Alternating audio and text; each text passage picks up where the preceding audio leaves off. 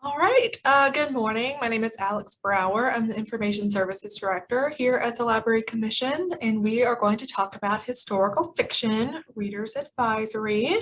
Okay, so about me, like I just said, I'm the Information Services Director. I've been here for about 3 years. I adopted a cat named Max this weekend, actually on Saturday, and so it is now Thursday, so I've had him almost a week. He's very cute, as you can see. Some of the things that I like to read, I do like historical fiction mostly. I'm not so crazy about the pining ladies during World War II. That is so popular. It's just not for me. I know a lot of people love it. I also really like fantasy. I like some thrillers, usually only during the day. I also like science fiction, again, mostly during the day if it's going to be scary. And then I also have come around to nonfiction. I used to be firmly against it, but I have found a few books that I actually really enjoy, so I've come around. So historical fiction is defined as taking place at least 50 years prior to the work's publication, or if it occurs before the author's memory. So it can take place, in another time. It can feature well-known or historical figures, or it can be both. It's not just ladies pining during World War II. I know that is, at least when I think of historical fiction, that's the first thing that I think about, but it's much larger than that. It's much bigger. There can be literary works, biographical fiction, it could be an alternate history, historical fantasy, romance, mystery. There are time slip novels and, well, novels that take place in multiple periods, multi-generational sagas, and then there are novels with historical and contemporary storylines. So again, not just ladies who are pining after their John or whoever during World War II. It's a much larger genre than that. It also includes novels about events that were contemporary to the author when they wrote it, but have since become historical with the passage of time. And to me, historical fiction really allows you to give depth to people's experiences in a certain time. If, it's well researched. The facts should generally be true, and it's a little more engaging than reading nonfiction. So why do people like historical fiction? Setting is the main thing. People really want to feel like they are going back in time. Escapism features into that. You feel like you're getting, out of your own time, going back to what you may feel is a more beautiful age or a simpler time, although humans have always been the same, so it probably wasn't as good as you think. There's a sense of adventure, and you can learn about historical events. Like I mentioned before, if it's well researched, if the author really has their stuff together, you can learn, to me, a lot easier about, the day-to-day lives of people than just reading facts in a textbook. So they're really helpful in classrooms. And of course, you always have to take it with a grain of salt. Don't just believe everything that you read in a novel, because there are, elements that are not going to be totally 100% true, because it's not a textbook, because it's not nonfiction. But it can really give you insight into people's day-to-day lives and make it a little more real. That's why I really like it. So some popular subgenres are historical romance, like I was talking about. The ladies pining during World War II will feature heavily in this, usually when they are strolling around a garden or in their crumbling family home in England. That is usually where those take place, at least to me. That's always what I think of. There are also historical mysteries that take place in a different time. There are alternate histories like 11/22/63 by Stephen King, which looks at what might have happened if the assassination of JFK had not happened. There's Time Slip, so a modern character is in the past, and like Shadow of Night by Deborah Harkness, where the main character goes back to, I think, Elizabethan times. And that one is not totally accurate because she's a witch, but it's a really good example. And I have thoroughly enjoyed that book, and I really felt like I was there when she was describing their lives at that time. There's multi-generational, which follows a family through the ages, like Homegoing by Hiyakiase, which follows two different families through several generations after a certain terrible event that happened to both of the original matriarchs. And then there is multi-period, where a modern protagonist digs to solve a mystery, or they're like parallel historical storylines that follow the events that they're researching, like The Lost Apothecary by Sarah Penner is a really good example of this. She finds this bottle of from an apothecary shop, and so she's researching the apothecary, and the book kind of goes back in time to the apothecary in her own time. Is also very, very good. I wonder if you can tell which ones of these I have read. So essential titles from novelist. Philippa Gregory is a very popular historical fiction writer. Her books are all like 5 inches thick. I'm sure you have seen them on the shelves. The Other Boleyn Girl is a good one. There's also an instance of The Finger Post by Ian Pears, or The Luminaries by Eleanor Catton. Some other authors who you may have heard of or who are just popular in the genre are Hilary Mantel, Ken Follett, Patrick O'Brien, Edward Rutherford, and Tracy Chevalier.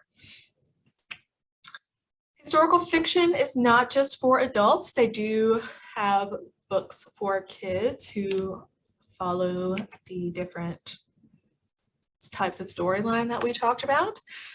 So the first one we're going to talk about is Keeper of the Light. Juliet Fish Nichols fights the San Francisco fog, and this came out in 2022 by Carolyn Arnold.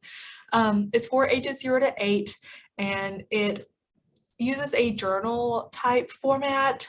It was inspired by the logs of Juliet Fish Nichols, who was a female light keeper, and she kept the light shining through the fog in the 1906 San Francisco earthquake. She had to save the day, so we have a strong female character saving the day by ringing that bell to keep ships off of the rocks after the light went out during the earthquake. And we also have Nutcracker and Harlem, which was by T.E. McMorrow. It came out in 2017. This is also ages 0 to 8. It's a reinterpretation of the Nutcracker that takes place at a Christmas party in 1920s Harlem. So this would be a really good book to use if you were reading multiple retellings of the same story. So it does include historical notes, so it has historically accurate elements told in like a classic Christmas story. There's also The Drum Dream Girl by Margarita Engel that came out in 2015, also ages 0 to 8. So this follows a girl in the 1930s in Cuba, and she wants to play the drums, but she is told that playing the drums and playing music is only for boys. It was inspired by a real person who was a member of the first all-girl dance band in Cuba.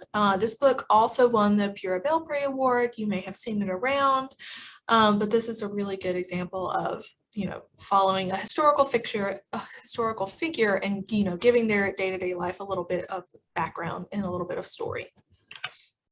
And then we also have Warhorse.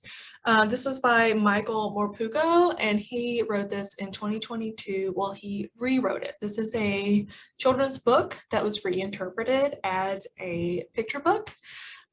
So there's a horse named Joey and a boy. I don't know the boy's name, but they're best friends. I really only care about the horse. I'm invested in the horse. They're best friends. They work on a farm together, and then it's wartime. And so the horse is sold into the war effort. And you have to read the book to find out whether or not he comes back. But reading the little blurb, this really reminds me of Black Beauty, which makes me think that I might cry if I read this book. So you should read it, but I probably won't. But I'm sure it's delightful. I just don't feel like crying right now. There's also Brother's Keeper by Julie Lee, and this was written in 2020. This is for older kids. It's for ages 9 to 12. This follows Sora and her brother as they escape North Korea. They are separated from their parents. And this book gives kids a little bit of insight into the struggles of refugees and also explores the part of history we really don't know that much about. North Korea is very secretive.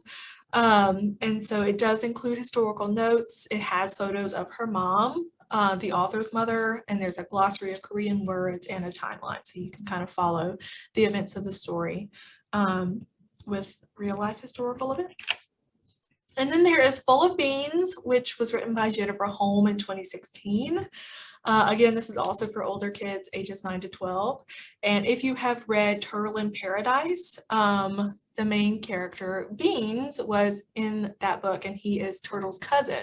They are a part of the Diaper Gang, and also the Keepsies, which is a marble playing game. My favorite part about this is that it includes a lot of historical vernacular, which you should definitely, start using and bring it back. There's a dog named Termite. There is a main character who acts tough but has a heart of gold. And there's a dog. Did I mention that there's a dog? Because that's really the most important part. But this, takes place in Key West before it was a big tourist destination. And it follows Beans as he goes through and interacts with these people who are trying to make Key West a tourist destination and all this good stuff, and how he tries to make his money. So there's also some teen and YA books that we're going to talk about. The first one is Soldier Boy, written by Keely Hutton in 2017. This follows Ricky and Samuel. They were both abducted to serve as child soldiers in the Lord's Resistance Army during the Civil War in Uganda. It was based on Ricky's experiences, who is a real person.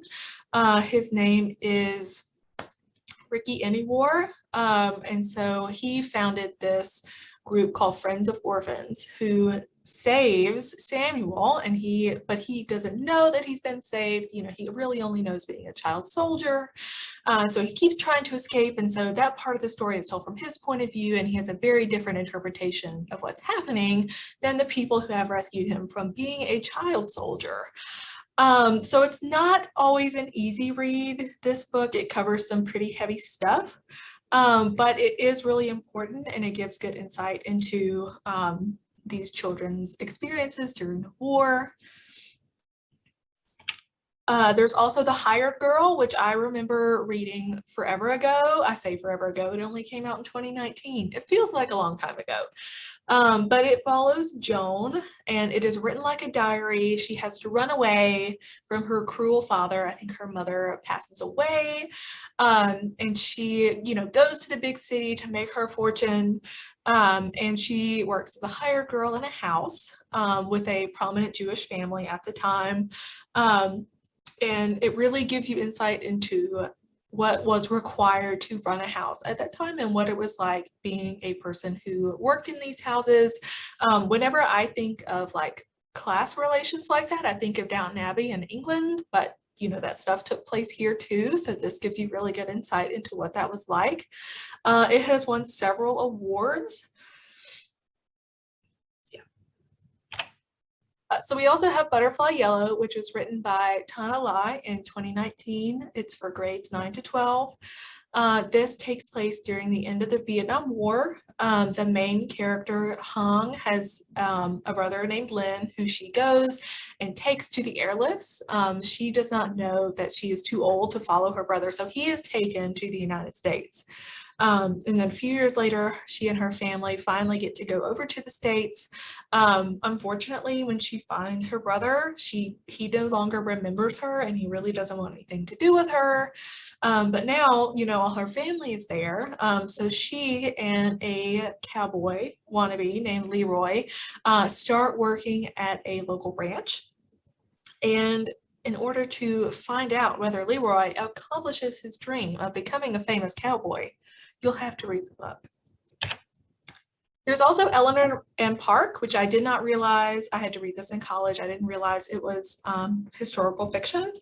So it was written in 2013, but it actually takes place in 1986, and it follows Eleanor and Park over the course of a school year, and they build their relationship by listening to music together on the bus. They come from very, very different backgrounds, one with a very loving family and one with a very strained relationship with their parents. This is a really good book for adults and young adults. So if you're looking for more of an easy read, this is a really great pick. And then there's also Between Shades of Grey, which is a graphic novel. It was written by Andrew Donkin in 2021. This is for grades 7 to 9. In 1941, Lena, the main character, is deported with her family to a Siberian prison camp, and they are all sentenced to 25 years of hard labor. Lena processes her experiences through drawing, and this, sheds a little bit of light on a piece of history that's not really well known. And then we come to books for adults. There is Dark Earth, which was written by Rebecca Stott, and this is a historical fantasy, so it takes place, in the past, but there are fantastical elements. It takes place in 500 CE, and the two main characters, Isla and Blue, live with their father. They actually live in a Roman city called Londinia, which is reminiscent of a current city that I just can't remember what the name is. And they run afoul of the leader of their city, and so they have to run away. And they find the ghost city where all these women and other people who have been kind of rejected from society live, and they are torn between whether to keep running away from the people who are chasing them or to stay and live in this little commune called the Rookery. There's also Animal Wrongs, which is a novel that is kind of satirical, written by Stephen Spott, and it follows the stories of trials of animals. So if these people took animals to court, it uses real court records as a basis. But there is a trial for rats, there's a trial for a pig, and there's also a werewolf trial that it covers. And so it uses these real historical events to, kind of poke fun at the bluster and the events of the time, because it is just ridiculous that these people took a pig to court. And it reminds me a little bit of Good Omens, because there is a servant of Satan who features in the book as well. And so it's just a funny little reinterpretation of these old court records. There's also Conjure Women, which I tried to read and could not finish. I was not in a time where I could handle some of the stuff that happens in the book. It's very good. It was just not for me at that time. So this was written by Afia Atakora. It came out in 2020, and it follows Maybelle and her daughter Rue. They are both conjure women on a plantation, and it follows their lives, from before the Civil War, during the war, and then a little bit after the war. And it also follows the plantation owner's daughter, Verena, who Rue tries to help because she really pities her and her experiences. She's lost a lot of stuff over the course of the story.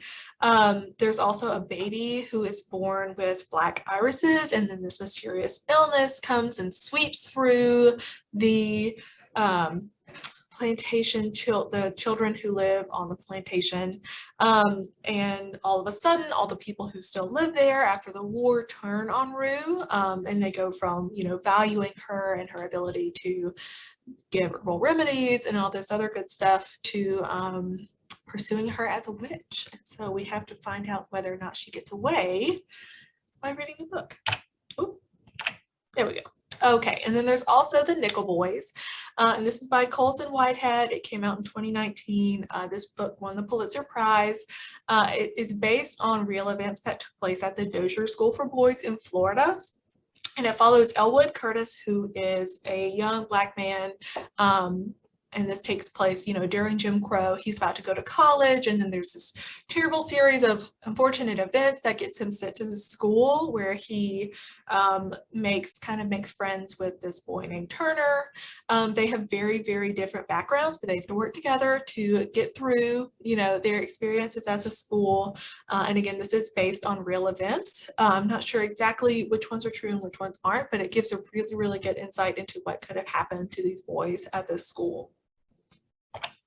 And then there is The Sympathizer by Viet Nguyen, and this came out in 2015. This also won the Pulitzer Prize. So it follows a Viet Cong agent as he spies on the South Vietnamese army, and then they have to leave, they have to escape, and then he tries to come back to Vietnam, and all of a sudden he has gone from the person who is doing all these terrible interrogations to people to the person who is being interrogated. And so if you want to find out whether he makes it out, you'll have to read the book. So we have some books that are coming out as movies or TV shows. You'll have to check the book out at your local library and then check out the TV show so you can be disappointed. So the first one is Catherine Called Birdie, and this came out in 1994. It's for grades 6 to 9. The movie premieres in September, and it follows the daughter of a knight. And it's kind of like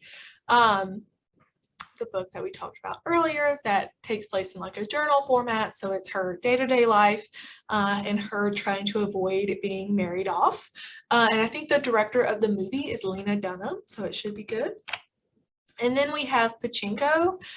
So the book came out in 2017, and this is an adult fiction book. The TV show came out in March of this year.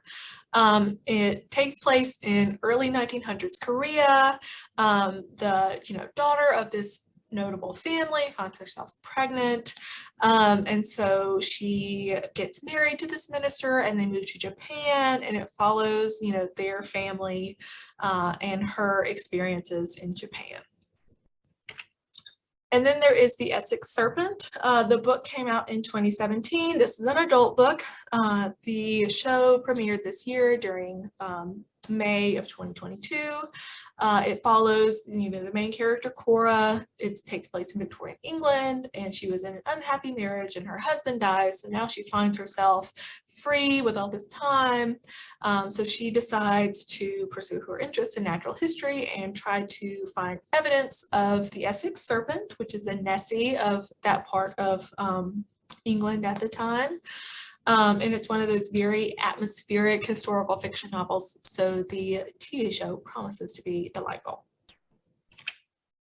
If you have any questions, please let me know. That is my phone number and my email address. You can just, contact me whenever, and I will try to help you out. If you need other recommendations, let me know, or you can use our book match service. Thank you very much for watching.